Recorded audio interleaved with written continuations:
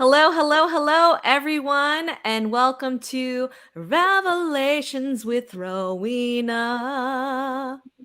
I keep promising this. We will have a little intro video thing at some point when I get all the things together. I assure you that will be coming maybe by next year, but it will be here. I am so excited for my guest today, Mia Bradford. We met after an event that we both were a part of, the Roots Evergreen Retreat, I believe me it was. Yeah. And we connected. I believe I found you. I stalked you a bit and was like, oh, Mia's someone I need to get connected with. I think we have a similar vibe and energy. And then when we sat down and had our little chit chat, it confirmed my feelings. So I'm really happy that I went with my intuition and reached out to you at this event because she's amazing.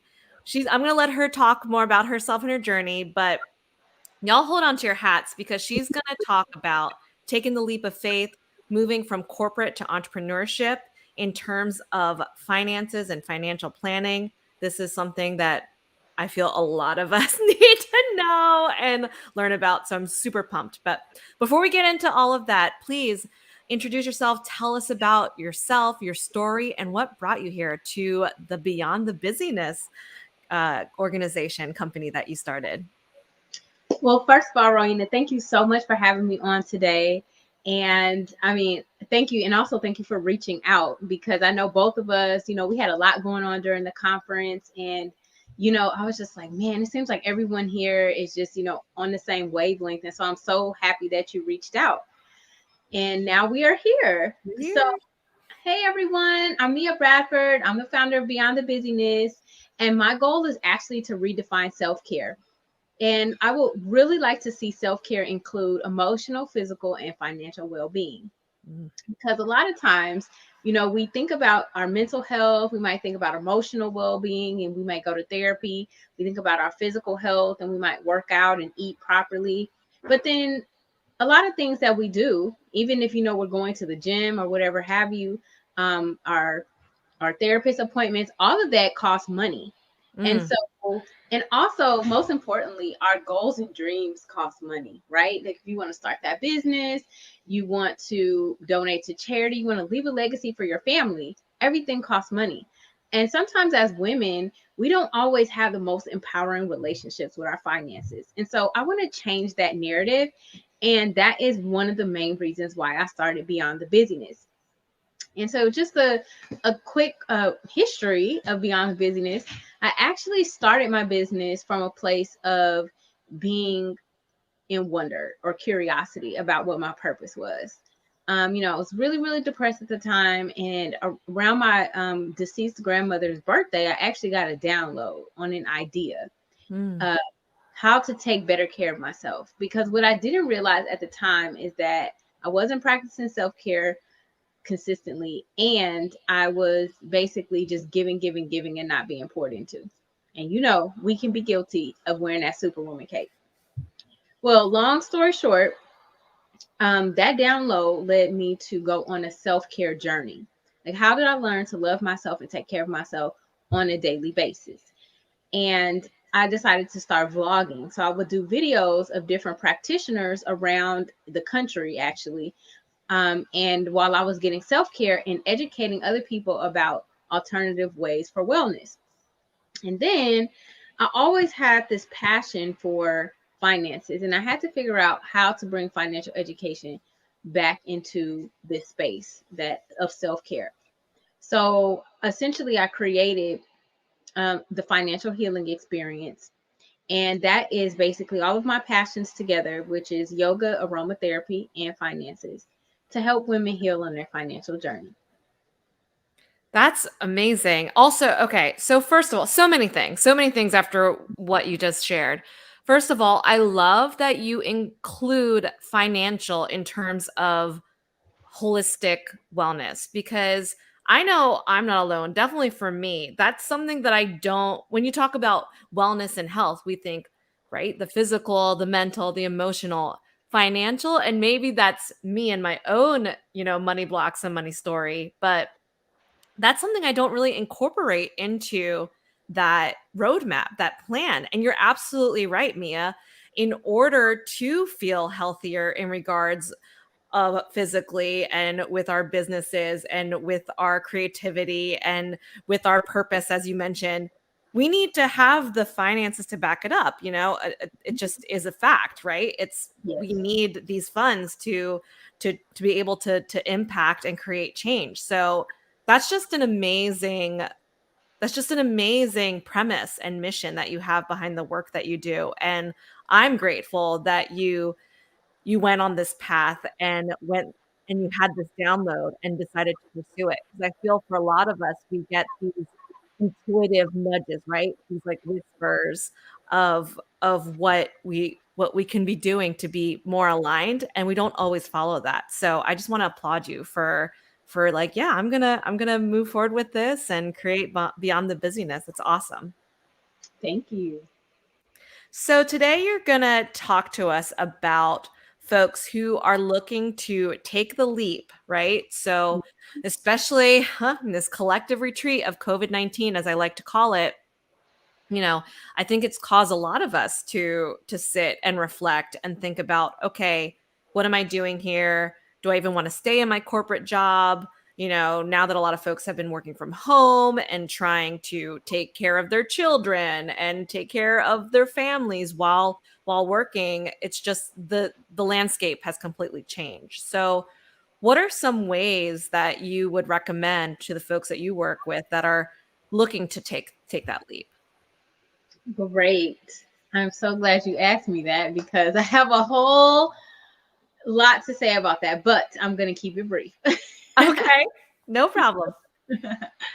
So, the first thing that I would say, I have actually four or actually three B's, right? Three B's to get yourself prepared. So, I've always actually known that I wanted to be a full time entrepreneur since I was, I don't know, a kid, maybe. I had my first business at 7 years old. And so the catalyst for me was really, I was working full time and I Mhm. was running my business part time. And my business started to take up as much time as my full time job. So I was working really, really long days and I was enjoying it because, well, I was enjoying working in my business because, of course, it's my passion, right? Right. So I believe in self care, right? I don't believe in being busy. And so for me, I had to make a decision. I'm like, I'm starting to get tired. So what needs to go? And Mm, of course, it needed to be the full time job so I could really manifest what I knew could be from my business. And so, what I would recommend, first thing I would say to everybody is you have to have a stopping point. So, at what point you're going to draw the line and say, this is when I'm going to take the leap. And for mm, me, I was like, by my 40th birthday, I want to be a full-time entrepreneur. Because I was like, if I don't do this now, when am I ever going to do it? I'm not getting any younger. I'm just, getting fine like mine. So, so after you have a stopping point where you say, by this time, or if there's some type of catalyst, because it's different for everybody. mm. um, I would definitely say you want to be confident in your business vision. You want to know that you know that you know that you have found the thing that, even if you don't make your whole salary that first few months or the first few years, are you going to be able to stick with this business? Because on average, it takes about 3 years to yield a profit, and it takes about 10 years to really, have a corner in the marketplace on average. Mhm. Some people go faster, some people go slower, but those are the numbers. So you have to be willing to be in this for the long haul. So number one, be confident in your business vision and know that this is an internal thing that you have to do. I'm looking for the word, but basically this is an internal decision, and Mhm. it can't have anything to do with anyone else's opinions, because there's Mm. a lot of people who are like, why would you give up your job? Why would you give up these benefits? Why would you do this? Why would you do that? Right? And Right. honestly, I don't necessarily make as much money as I did in my corporate job just yet, but because I'm Yet, right. That's the operative word, Mia. Yet. friends, but and I will say not but and every week my income is raising. Mm-hmm. It's going up. I've already given myself a raise in my business and it's only been 3 months. So um that's basically, because I'm very confident, I'm able to put the time in and focus, and that is helping my revenues grow. Second thing, after being confident in your vision, is being prepared financially. So this is my area. I run of course, I'm a financial self-care coach. So the first thing is to cut expenses, whether it's personal expenses and business overhead expenses. Mm-hmm. Okay. Because you want to be prepared financially. Like there's nothing like, if you have to take a cut, for example, you may not. Your business may already be in a place where you're making just as much as you did in your day job. Um, for me, I basically rented out my home. I rent a room. So I made some very serious financial sacrifices. Um, my overhead for my business is extremely low because I can work virtually, or I work in a yoga studio. So I don't have overhead for that. Mm-hmm. Also, you want to boost your emergency fund. So you want to have an emergency fund for your personal expenses, just in case, you have some months where you don't meet all of your expenses. And again, that may not happen. And also you want to have a reserve for your business, especially for taxes. Next, you want to have a business plan in place for how much money you're going to make monthly to cover your personal and business expenses. So that's really important to actually know what your expenses are and which things are wants and what things are needs. Mm-hmm. You want to pay off as much debt as you can. Basically I got rid of my business startup cost debt before I went full time. And then the other thing you want to do is to have insurance outside of work, because basically, if you end up leaving your employer and you leave your benefits behind, you want to lock in affordable rates. And these are all things that I consult businesses with. And then finally, you want to be willing to have accountability and ask for help for those who truly support you and have your best interests at heart. So you may not want to tell a bunch of people what you're about to do, because sometimes people will try to instill fear into your plan. So remember to always keep your why first, and keep what you're doing close to heart. Ooh, yes. The knowing your why, I feel that's definitely something we've talked about here before, and that I definitely resonate with that, because that why is going to be your north star in everything that you do. And you just laid out some really great tips, Mia. So for the first one, which was be confident, right, in your mission. You know, the fact of the matter is that sometimes you're in what if there's going to be a change in terms of that mission or that vision, how do you remain agile while still maintaining that same why? And maybe it's not so much the mission, maybe the structure, as you mentioned, right, with going online, maybe things are going to shift and change that may be out of our control, cough cough, COVID-19, right? So what are some ways to still maintain that consistency and still know still keep that why intact? Because especially if you're taking that leap, you're going to get, as you mentioned, a barrage of perhaps questions from people, or how do you have that discernment and stay steadfast on this journey? That is a great question. And I want to interpret that as, how do you pivot? So, because the thing is that, COVID-19 taught us all a lot. It Mhm. was a time, it still is a time of sink or swim. You have businesses that are closing, and then you have businesses that are thriving. What's the Yeah. difference between the two? Is that you know how to pivot.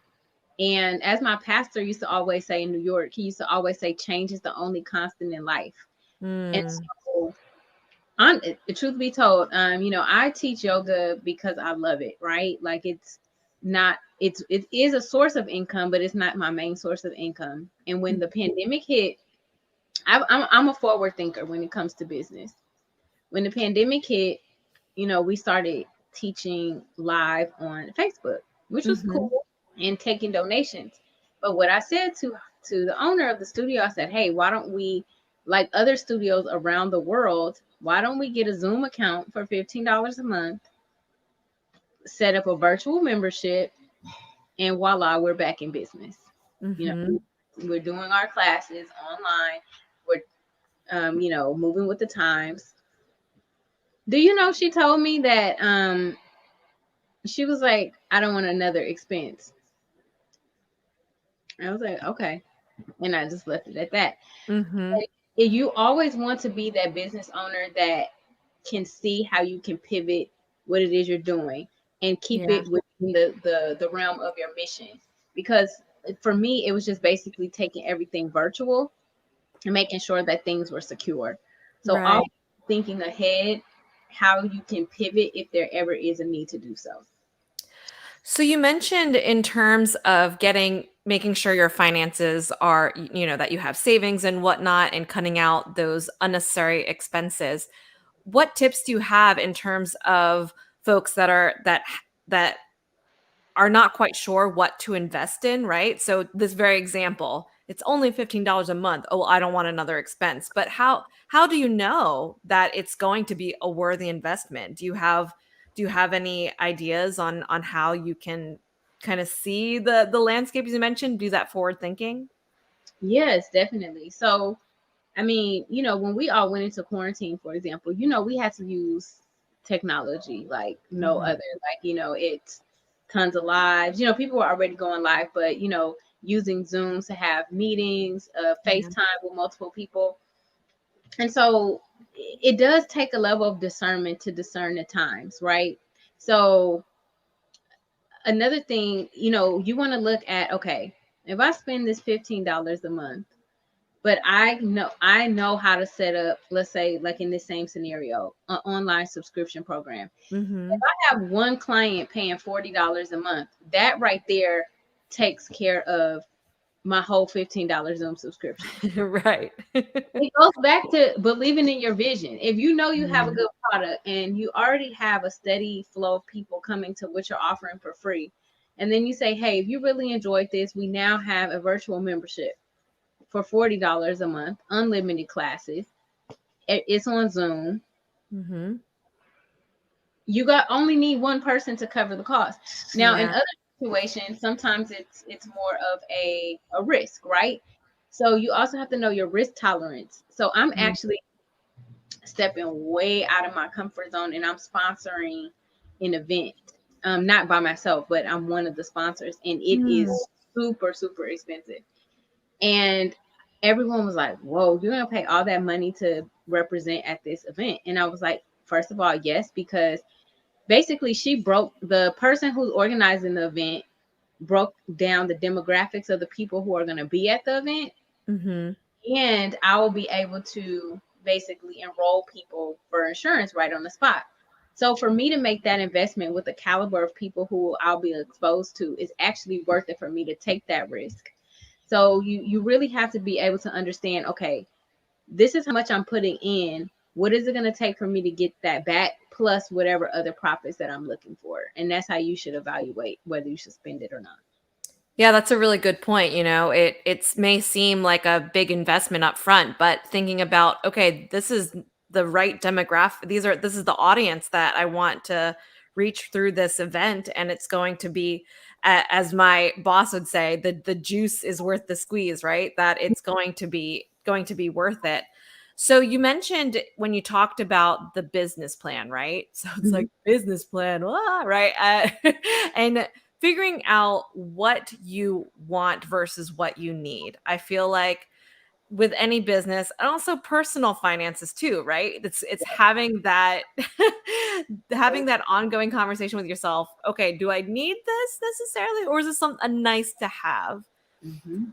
What are some expenses that you've seen with the folks that you've worked with that are a must have, like a non-negotiable when it comes to your business and wanting to take the leap? Sure. So some of the things I would say that are non-negotiable is you definitely want to have like a Zoom account or a WebEx account or something like that, because if you're going to have, well, it depends on what your business is too. If you're in a Mhm. client facing type of role, and you may have clients who are still not comfortable, meeting face to face. So you want to have some type of something in place for virtual visits if you can. Mm-hmm. Also, phone, whether if you have a separate phone number or something like that, your email system. Mm-hmm. So, I've been to a lot of business conferences, and, people take businesses more seriously if you have an email that says, like, mine's is like, info@beyondthebusiness.com. So it's its own entity. So you may pay for that. If you have products, for example, you're going to have to think about cost of goods sold. So however Mm. much it costs you to make your products, and you also need to look at that to see, how much are you going to charge, because you don't want to create a product and then you have a random number that you're spending. I mean, or that you are selling it for. Mm-hmm. So like, say you sell it, you say, "Oh, I'm gonna just sell this for $20," but it costs you $18 to make it. It's not worth it at that point. Mm. Yeah.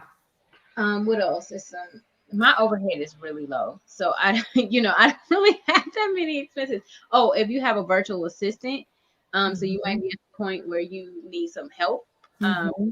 and any I'm trying to think what else. Website maintenance that you might be Mm. for, and what else do I pay for?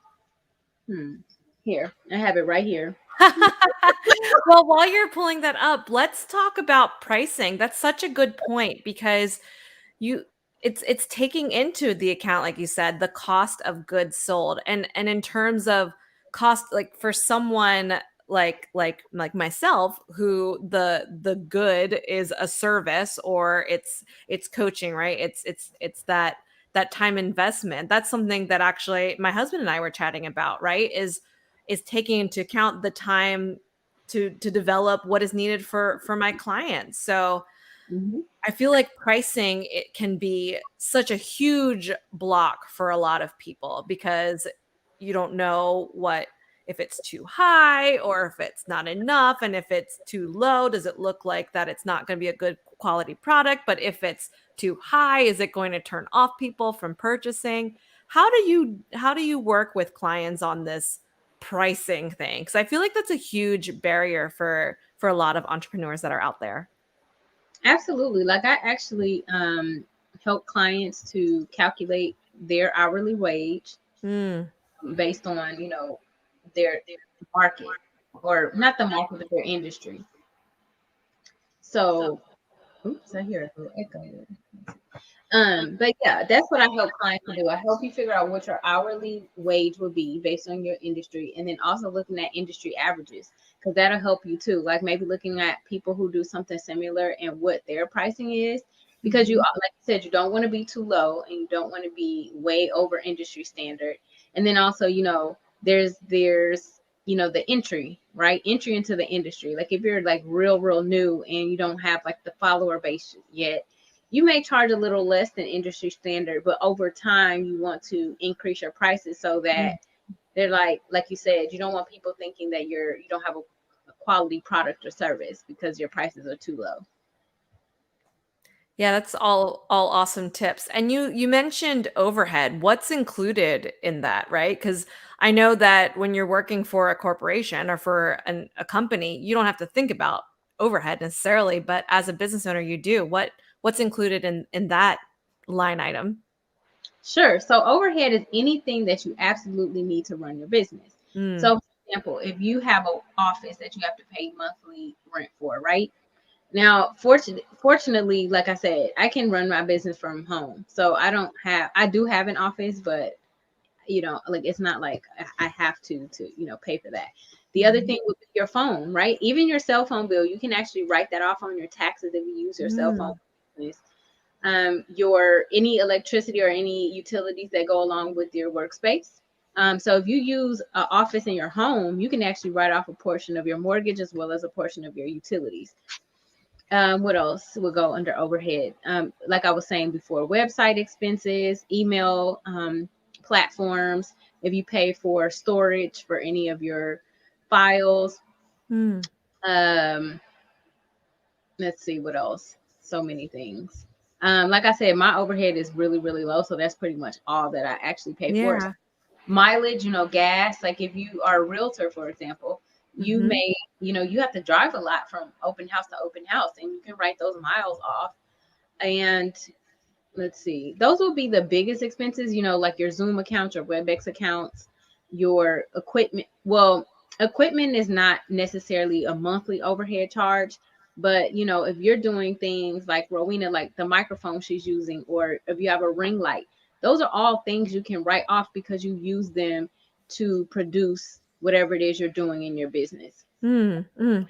Yes, this was it birthday? Yeah, this is my birthday gift from my husband. I was like, I want a fancy microphone.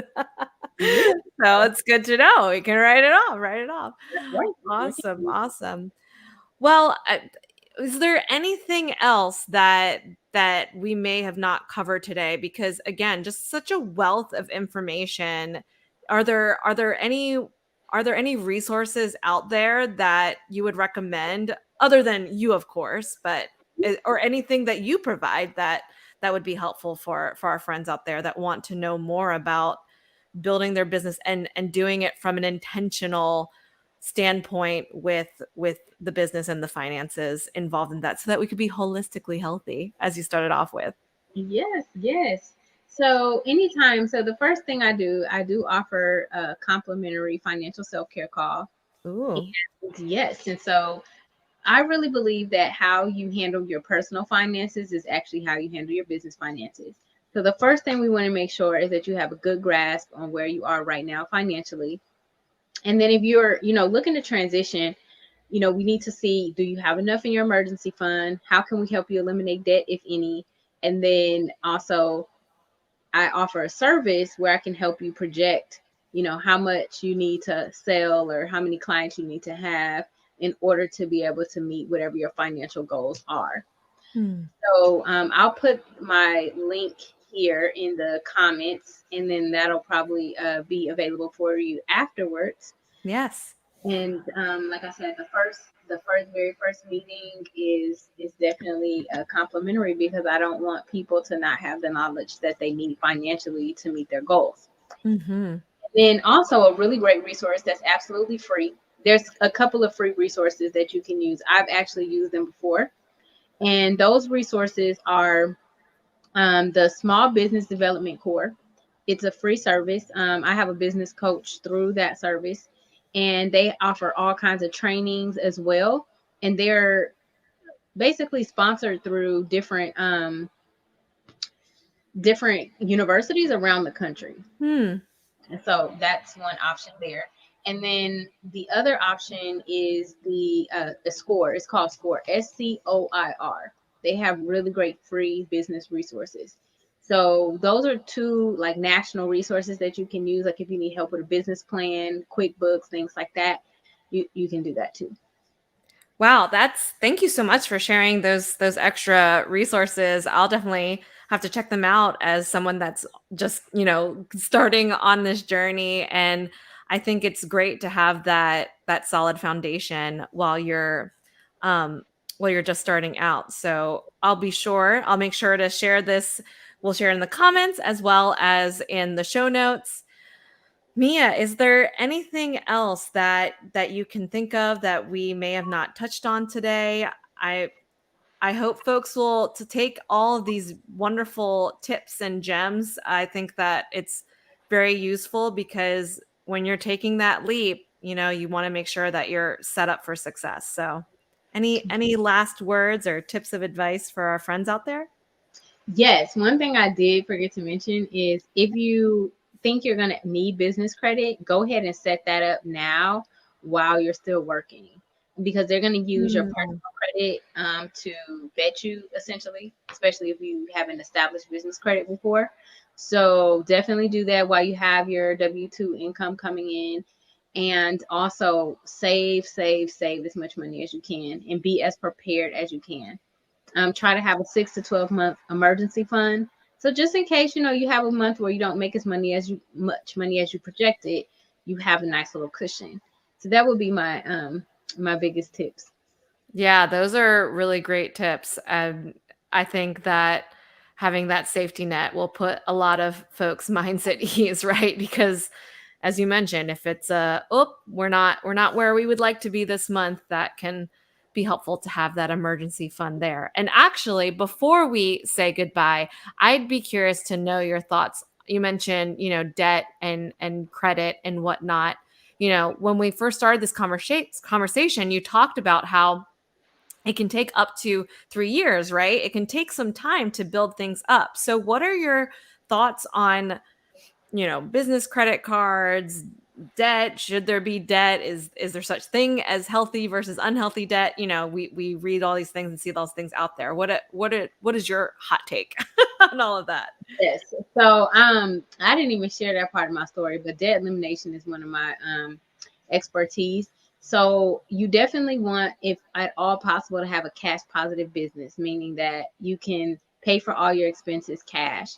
Mhm. I did recently establish business credit and used it so that I could hire a virtual assistant to help, because when you, believe it or not, even if you're not making as much money, you wouldn't believe how much help can basically help you do what it is you're trying to do Right. to make more Right. money. So sometimes you have to spend money to make money, but again, you don't want to find yourself in thousands upon thousands of dollars of debt. And so that's why you want to have financial professionals that can kind of give you benchmarks so that you don't go over a certain amount. Mm. So yeah. Yeah, no, that's really helpful. I think you heard it here, folks. Hire someone like Mia to give you the plan, to keep you accountable, because if you're just trying to figure things out and you're not quite sure what that looks like for you or your industry, it'll make it a little more challenging to take that leap. So Mhm. awesome. Mia, thank you so much for being here today. Tell us once again, where can folks find you and learn more about your work and set up a call with you as needed? Sure. So to make it super easy for y'all, you can go to www.beyondthebusyness.com. So if you see there in my next to my name, it says Beyond the Busyness, is all one word. You can also follow me on Instagram and Facebook, Beyond the Busyness. And in also on the Beyond the Busyness website, there's links. So there's a link to a complimentary financial self-care call, as well as for a complimentary financial healing workbook. So take advantage of all of the free Ooh. resources. Yep, there's several free resources there. And I look forward to connecting with you and getting any questions answered that you may have. Well, we are all about the resources and we are so thankful to you for sharing them. I'll definitely be checking them out myself. And just, yeah, thank you again. This is such valuable information that needs to be talked about and shared, especially for us as women, as women entrepreneurs. We want to go out there and change the world. So at least that's my mindset anyway. Um, so yeah, so next week we're going to bring on one of my dear friends, Sarah Scott, who's going to talk about authentic parenting. So talk about future, right? If Mhm. while you're building your financial future and your business, how can we still remain intentional and authentic when we parent our little ones? And I know Mia and I talked about my little daughter, my little girl before hopping on here live. So it should be a fun time. And in the meantime, take care of each other. Think about that holistic wellness, including the financial. And if you need help, don't be afraid to reach out to folks like Mia and myself to support you every step along the way. So until then, take care and we'll see you next time. Bye.